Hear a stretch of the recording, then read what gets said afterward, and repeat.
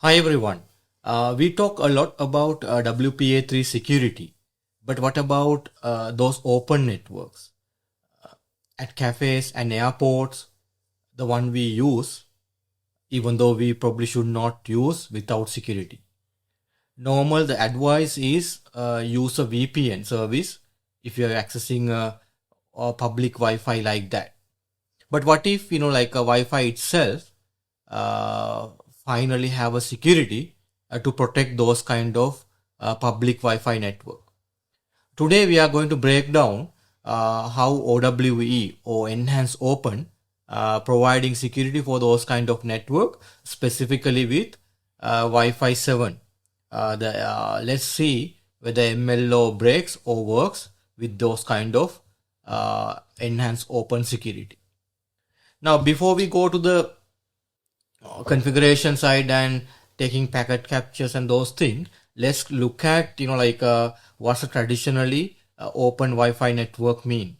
So that mean like you have Wi-Fi SSID where you connect without any username password. Your traffic will go unencrypted from your client device to access point. So if anybody capture the traffic, they will see what you are doing on that particular wireless network. Now, Wi-Fi Alliance came up with this Enhanced Open certification in 2018. The objective was to replace this Open SSID, unsecure SSID. Now, the concept is, still you are connecting, same like a open Wi-Fi network, but your traffic will be encrypted.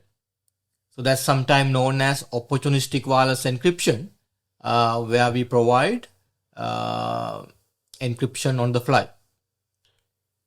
So now in 6 GHz point of view, this is a mandatory. If you are creating a guest or public Wi-Fi network in 6 GHz band, you cannot leave it no security. It has to be enhanced open. Now when it comes to Wi-Fi 7, now the features like MLO require same security method support across all the band. That means you have to support OWE across all the 3 bands. Now, let's talk about Wi-Fi 7, this MLO kind of connectivity where we will allow a client device to establish connection to access point across multiple links. That way idea is if client is capable, so sometimes they can use both links in this example to send traffic so he can achieve higher throughput. So sometimes even client cannot use the both links simultaneously. They can use one link at a time, but in an efficient manner. In that way, you can improve the reliability or efficiency as well. So now, in the OWE point of view, you have to support this Enhanced Open AKM value number 18. So this is being advertised on your SSID when you configure SSID for the Enhanced Open.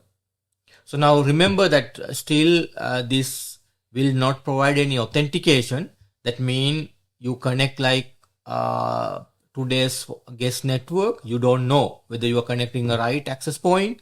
As long as SSID being broadcast, you just connect. There are no validation of like WPA3. So keep that in mind, but it is much better than no secured kind of SSID. So now experience point of view in that sense, no different user experience. You just click and connect, your traffic will be encrypted. But now for the WPA3 kind of security, if you want to connect legacy client, they introduce something called transition mode. In the Enhanced Open as well, Wi-Fi Alliance introduced a method called transition mode Enhanced Open, where you're creating a separate SSID with Enhanced Open and link into your traditional guest SSID. Because it requires creating a 2 SSID, anyway that did not really get adapted that well. But now move forward with Wi-Fi 7, keep in mind this transition mode is not supported. That means you have to be ready just to go with OWE SSID. In that way, at least be aware So this is where the sort of a security guideline. So there are no transition mode kind of support under Wi-Fi 7. Okay. Okay, so now what we are going to do is, well, let's look at some of these configuration and see whether how client connect. So now I have a Intel BE 200 kind of Wi-Fi 7 client and Google Pixel client. So I have a Cisco 9178 setup, 9800 and manage, and Meraki manage as well. Let's see whether we can get a Wi-Fi 7 connectivity with that. So now if I show you my configuration, let me just so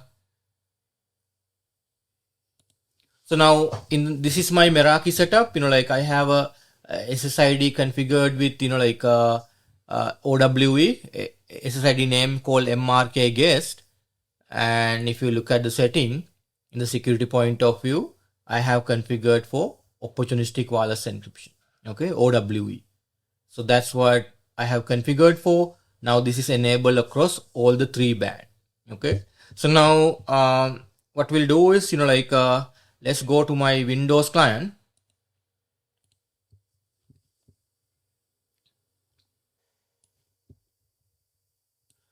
Now in here, let me just make sure I just disconnect the client and show it from the beginning. So now this is the sort of, now if you want to, now if you're familiar with LS Wi-Fi, if not, I'll link another video here. I am using LS Wi-Fi to show you what is my configuration look like. So now in LS Wi-Fi, if you normally type LS Wi-Fi, it will be listing down all the SSIDs available in this environment. But I want to specifically filter for that MRK guest kind of SSID. You can see here. So now let me just filter for that. So you can simply use include kind of keyword, and I am just type MRK guest.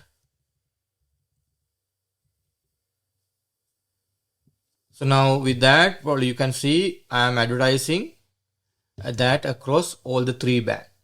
Channel number 5 in 6 GHz, channel number 36 in 5 GHz, both 80 MHz deployment, and channel number 1 in 2.4.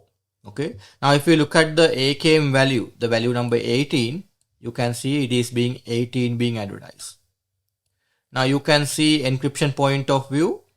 In the unicast encryption, I am advertising both capability 256 and AES and 128-bit AES. So 128 using CCMP, 256-bit AES using a GCMP. Broadcast traffic point of view, it's always using the lower encryption, which is CCMP 128. Now with this particular setup, now if I use the netsh command, WLAN show interface, so you can see my BE adapter is not being connected. So now let's connected to my client, but let's get a packet capture as well, because I always like to get some packet captures when I do this kind of testing. So now I will go ahead and say download. Let's put some 300. I don't think we will take 5 minutes worth of traffic, but let's give a file name. Let's say Meraki MLO with OWE. Okay, that's the idea. Meraki MLO with OWE. Let's go for start capture, and then let's go get my client connected. So now I'm going to here. Now you can see there are no password or anything configured here. MRK guest. If you just click, it will connect like Open SSID. That's the beauty of that. Now if I look at the detail now you can see it's connected to MRK guest. It's using link ID 0 and 1. That means my Intel client decided to establish a multi-link operation connection using 2.4 band and 5 GHz band. So now AKM value 18, you can see. So he's using a GCMP 256. That's the cipher suite number 9 mean. You can see that detail here as well. Now data rate point of view, you can see it is using a 1080 kind of data rate value if you really want to find out MCS index table point of view as well. So now let me just go to MCS index as well, just to make sure this data rate is Wi-Fi 7 data rate, probably mcsindex.net. That's what you need to go for, refer Wi-Fi 7 data rate. Now we are getting like a 1080 kind of data rate, 1080 data rate. So now if you search here, Control F, 1080. Now you can see, now you will get 1080 data rate. One option is 160 megahertz. Okay, there are three value possible. One option is your access point has to be 160 megahertz. Now you saw in my scenario, access point is establishing a 80 megahertz, bandwidth is 80 megahertz. If you refer the bandwidth 80 megahertz, I am achieving that using a MCS index value, MCS index value 10, spatial stream point of 2. So my client is, now if we look at the third value, now you can see now there are two options there. Third option is you can achieving same data rate value if you have a 3 spatial stream connection.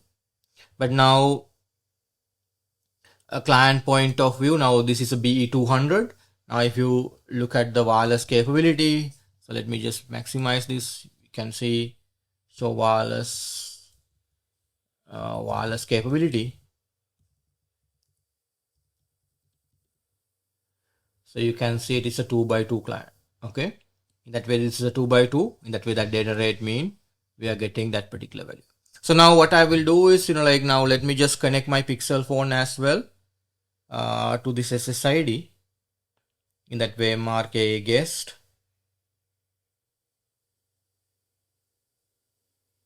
Now Pixel client also got connected. So I had to try it twice, but in this particular case, that client also connected MLO connection across 2.4 and 6 gigahertz. So now let me just show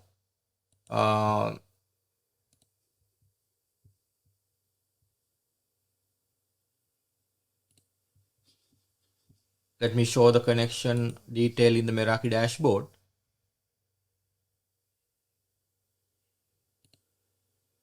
Okay, that captures has been finished. 5 minutes has been finished. So let me save that as well. It's like a 37 MB because I let it running for a period of time. Now ideally, now if I go to assurance and client, you should be able to see those client detail. Now this is my Dell laptop or Dell computer. Now you can see it established connection, and then I have a Pixel 8 connection here. Now if I look at the Dell client, so now you can see it is established 5 gigahertz and 2.4, active link being 5 gigahertz link. Okay, so now if I look at the other client, my Pixel 8, so you can see here as well.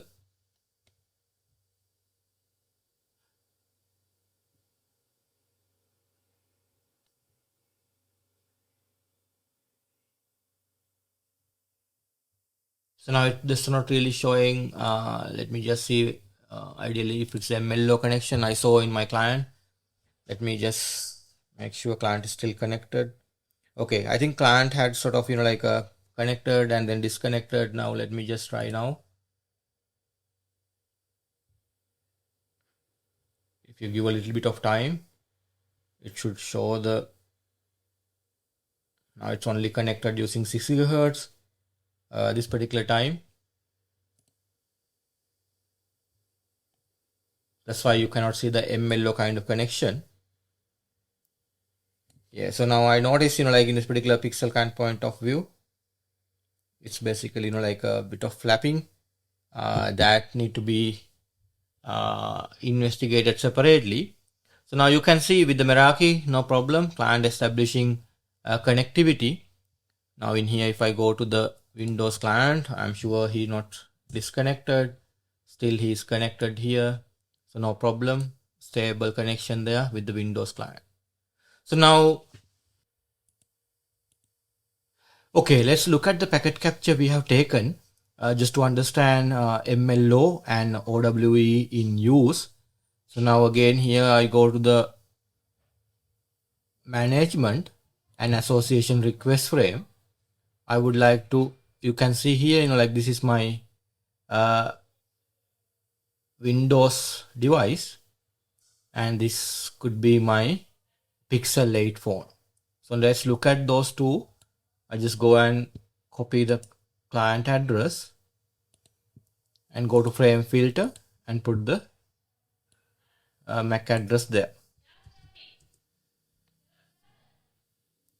So now in here you can see like a client connectivity point of view, to authentication frame, association request response, and then 4-way handshake. Okay. So now in here, if you look at association request frame in the detail, you can see here both multi-link element indicating this is a MLO connection, and in the RSN element, you can see the AKM value being listed as opportunistic wireless encryption. Okay, client saying he like to connect AKM 18 OWE unicast cipher. You can see he's saying let's use GCMP 256, and then in the multi-link element here, client including, now this request goes on channel number 36.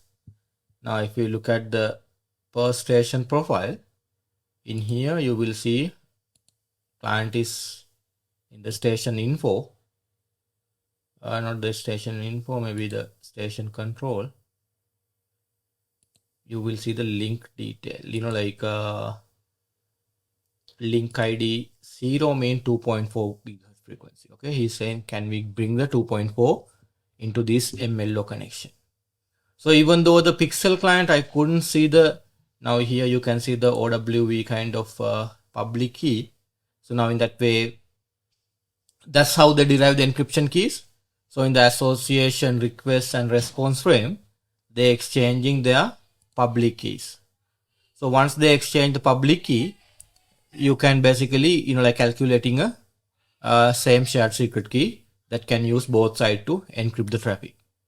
So now, if I go to the Pixel client as well, probably you can see in the Pixel client as well, this client MAC address.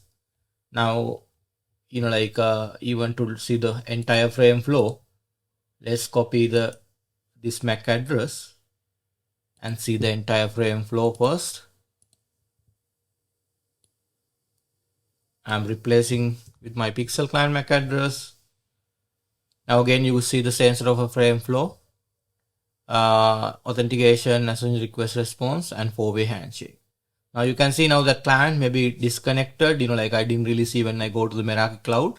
I didn't see the detail, but at least in the association request frame, we should be able to see both multi-link element and RSN AKM value 18. You can see here RSN element, AKM value 18 being listed, opportunistic wireless encryption, and you can see OWE parameters as well. That has the public key detail from the Pixel client point of view. So now in here as well, you see the multi-link element. So client establishing connection across 6 gigahertz here.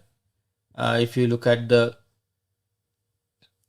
per station profile here, this particular scenario as well, he's saying can we bring a 2.4 gigahertz into this multi-link operation. Okay, in that way you can see both client devices establish MLO and using OWE as the authenticated and key management. So I will attach this file as well. In that way you can use that for your own analysis using this pcap file. I have similar setup, like in my 9800 as well. So let me just show the guest network. Now in the security, now this is 9800. I have a connection called only OWE. You can see policy sometime with the setting WPA3. In here, I have enabled both CCMP 128 and GCMP 256. So now let me just confirm with this as well. I will go ahead and show you. Probably let's minimize this and just go to the command prompt. Now LS Wi-Fi, I will show you, include mrn guess is my SSID name. So now this is 9800 manage in that particular setup. You can see it is I am broadcasting, my SSID being only enable maybe only across these two links, and let's keep it like that way rather than go back and change into all three band. So I just want to make sure now in the SSID configuration here I have disabled 2.4. okay, ideally in this particular case you can check whether client able to connect across these two links, because in a real world environment I don't want my client to go to 2.4 band. In that way I prefer something like this in the production environment. So now in that particular setup, now what I can do is I can go to disconnect here and I will connect my client here to the mrn guess.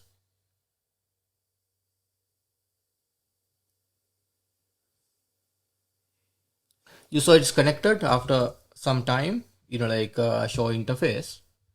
So you can see he's established connection across link 1, link ID 1 and link ID 3.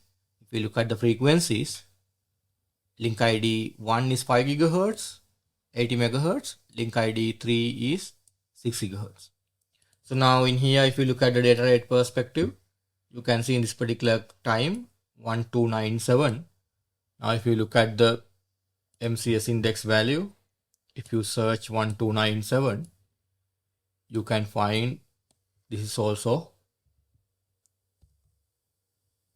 1297. You can see with this kind of setup, this is the one special stream data rate, this is the two special stream data rate.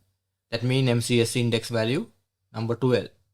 Okay, that means 496 com, 4K com. So I'm using a 4K com, the client supporting, because my clients are very close to access point. They're supporting those kind of data rate value. Now let me just connect to my Pixel phone as well to this SSID and then show this detail in the 9800 controller.